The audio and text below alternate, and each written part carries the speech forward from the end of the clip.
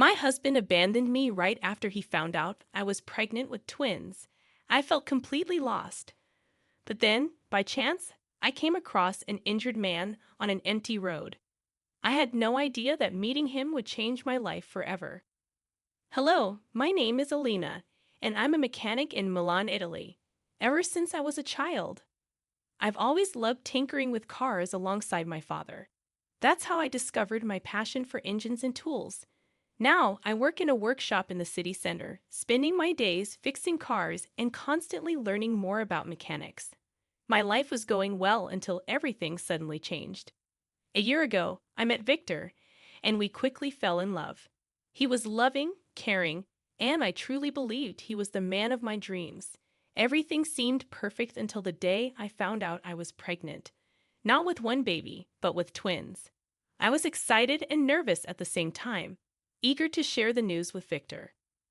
I woke up early that spring morning, nervous yet excited, as I had important news to tell Victor. We met at the cafe we always went to on Saturdays. I ordered tea and waited for him, feeling butterflies in my stomach. When he arrived, he smiled and kissed me on the forehead, but he soon noticed my serious expression.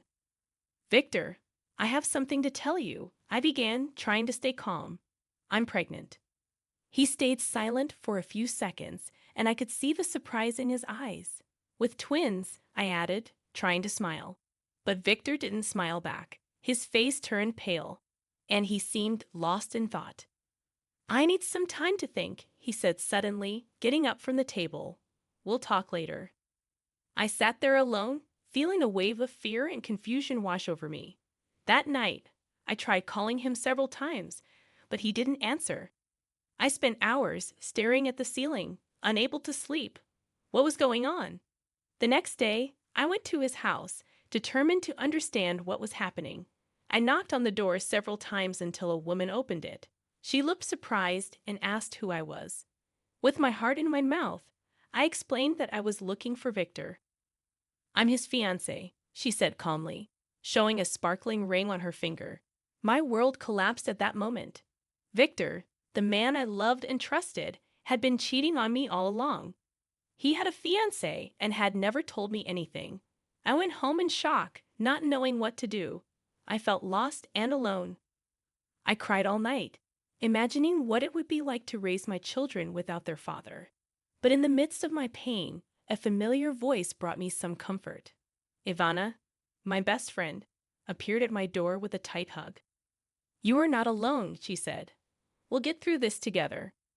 Ivana helped me find strength I didn't even know I had, and so I began to take the first steps to restart my life, knowing that despite everything, I needed to be strong for my babies. After the shock of discovering Victor's betrayal, I knew I needed to move forward. I couldn't just sit around crying over what had happened. Ivana was an angel during this time. She came to my house every day, bringing food, cheering me up, and most importantly, helping me find a new job. Ivana knew Natalia, the owner of a mechanical workshop in the city. She talked to Natalia and managed to schedule an interview for me. I was nervous, but I knew I needed this opportunity. On the morning of the interview, I dressed as best as I could and went to the workshop, trying to hide the fear I felt. When I arrived, Natalia greeted me with a smile. She was a strong and determined woman, and I knew I had to do my best to impress her. We talked for a while, and I told her about my experience as a mechanic.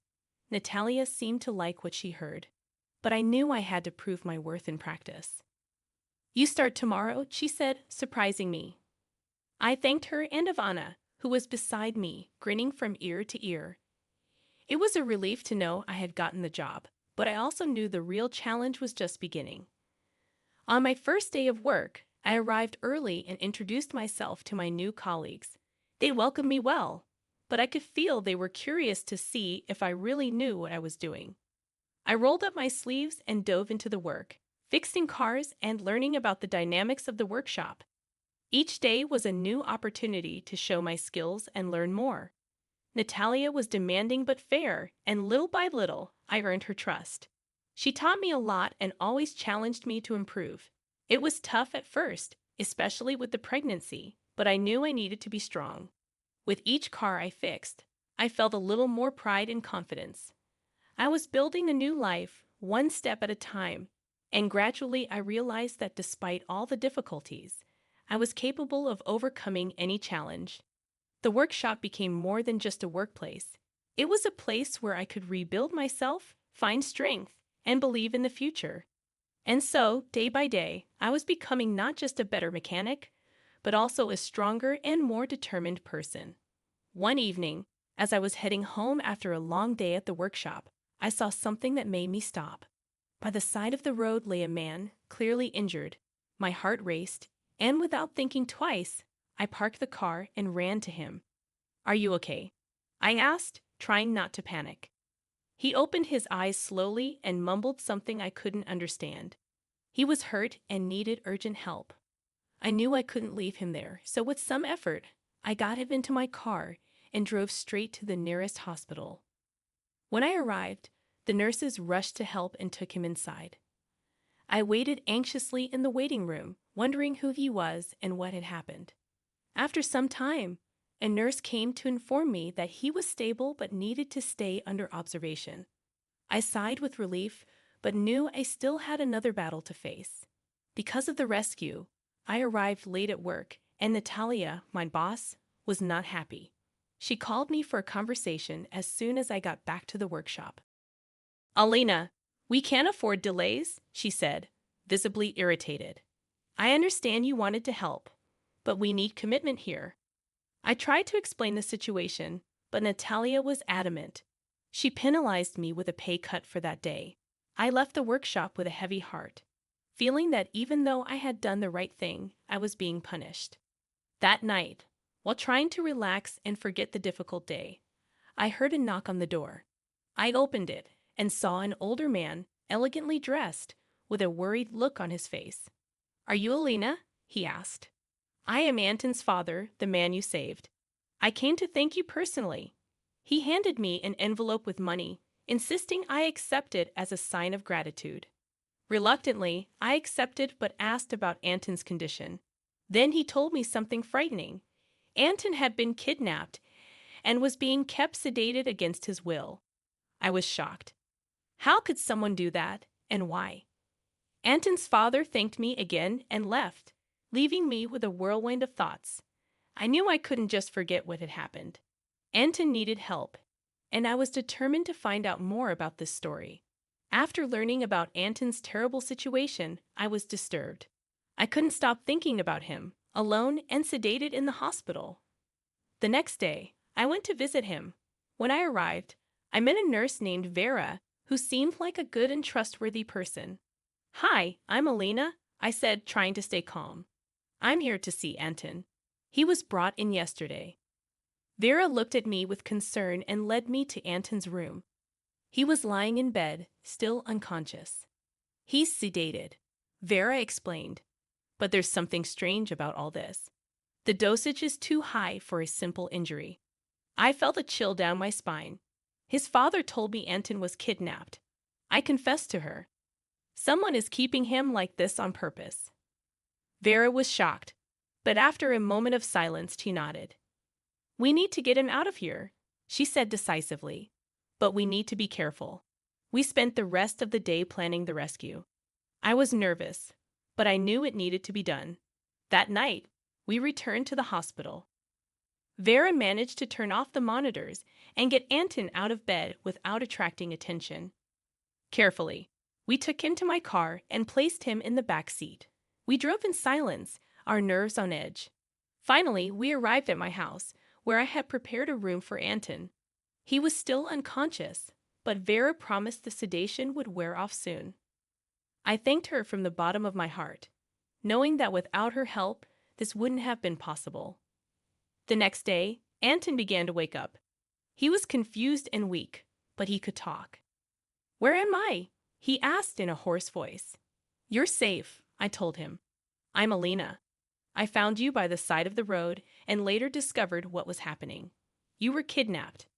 Anton's eyes filled with tears. "It was Ivan," he whispered. "My guardian. He wants my inheritance." I couldn't believe Ivan's wickedness. How could someone do that? "Don't worry," I told Anton, holding his hand. "We'll sort this out. You are not alone anymore." Anton seemed relieved, but I knew the fight was just beginning. With Vera's help and the support of Anton's father, we began gathering evidence against Ivan.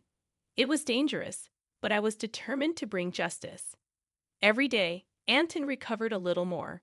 Slowly, we grew closer, sharing our stories and fears. I had never met anyone like him, and despite everything, I felt that something good could come from this terrible situation. Rescuing Anton was just the beginning. Now we needed to face the real threat, Ivan. We couldn't let him get away with what he had done.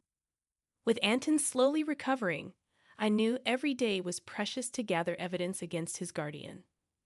Vera, the nurse who helped us get Anton out of the hospital, continued to be a valuable ally. She started looking for documents and medical records that proved what Ivan had done. Meanwhile, Anton's father used his influence to open an official investigation. Meanwhile, Anton stayed at my house, recovering little by little. We talked a lot, and I discovered how brave and determined he was. Even weakened, he was willing to fight for justice. This inspired me to keep going even when everything seemed difficult. One day, Vera brought important news. "I found the medical records," she said with a triumphant gleam in her eyes. "They clearly show that Anton was being sedated deliberately and unnecessarily." This evidence was crucial.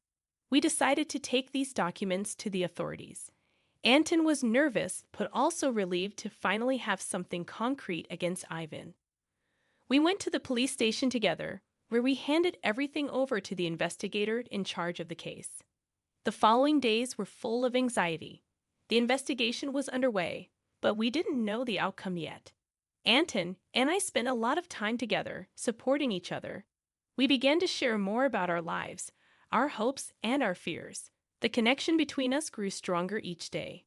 Finally, the news we had been waiting for arrived. The police had enough evidence to arrest Ivan. He was detained and charged with kidnapping and attempted fraud.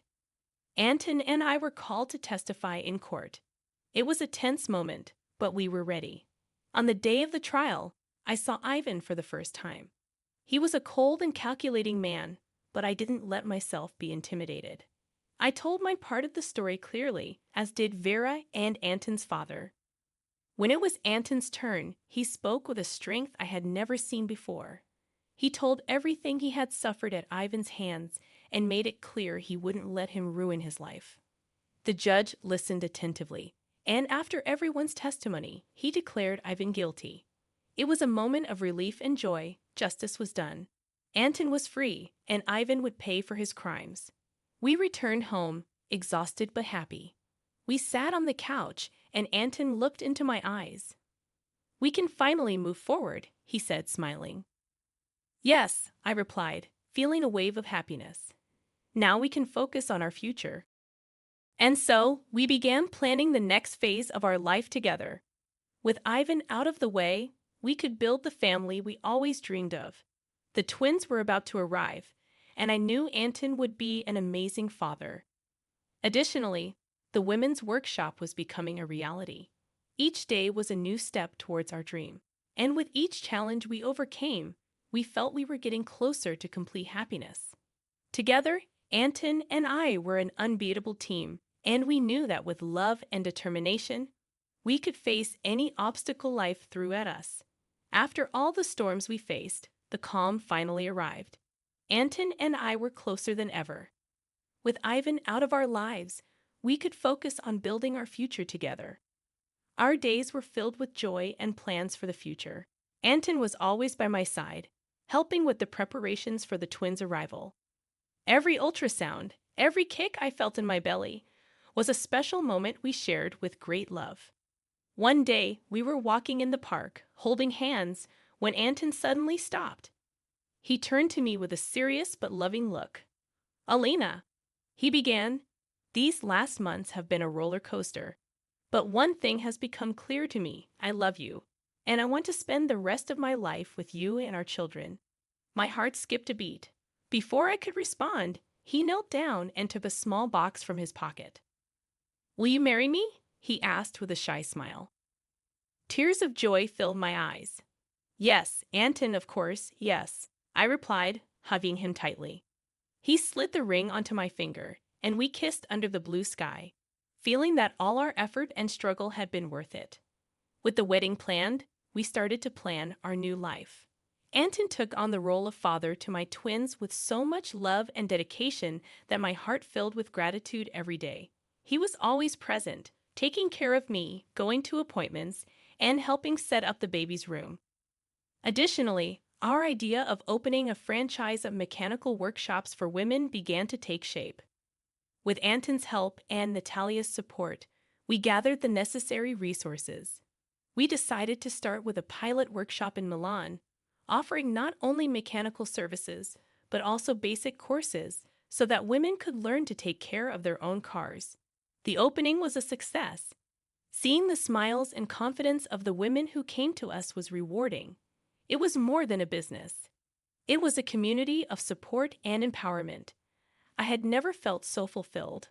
But not everything was easy. We faced daily challenges, from the logistics of the new business to the final preparations for the baby's arrival. Amid all this, there was still the shadow of the past, especially with the possibility of encountering Victor at some point.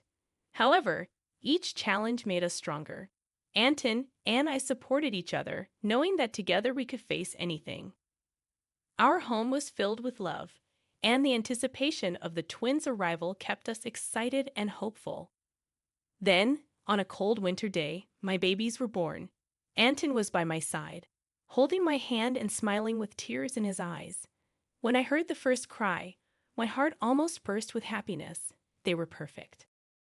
We returned home with our little miracles, ready to start our new life as a family. Each day was an adventure, but with Anton by my side, I knew we could face anything. Our journey was just beginning, and I couldn't be happier. The arrival of the twins transformed our lives in ways I could never have imagined. Each day was a mix of joy and challenges. Anton and I were learning to be parents, discovering together the joys and difficulties of raising two babies. Our days began early and ended late, but every smile from our children made it all worth it. Anton proved to be an incredible father, always willing to help, learn, and take care of us. His support was crucial, and our connection grew even stronger. The women's workshop was also thriving. We received many clients, and the courses we offered were a success. Seeing the confidence grow in the eyes of the women we served was gratifying. They learned to take care of their own cars and feel safe on the road, something that had always been a dream for me. Despite all the happiness, we knew there were still issues from the past that needed to be resolved. One day, while we were at the workshop, I heard a familiar voice. I turned around and saw Victor. He looked older, tired, and for the first time, I saw regret in his eyes. Alina, he began, I heard about the twins. I need to talk to you. Anton, who was beside me, took my hand. I'm here, he said, giving me strength. I took a deep breath and looked at Victor. Victor, a lot has changed, I began. You left us when we needed you the most. Anton is here. He is the father of my children, and we won't let you hurt us again. Victor lowered his head. I know I was wrong. I just wanted to ask for forgiveness and, if possible, be part of their lives in some way. It was a difficult decision. I knew Victor had the right to see his children, but I also knew I needed to protect our new family. We can talk about it, I finally replied, but things will be on our terms. With time, we found a way to include Victor in the twins' lives in a safe and controlled manner. It wasn't easy, but it was the best for our children.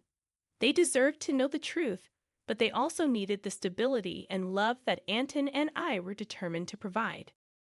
Challenges continued to arise, but we were ready to face them together.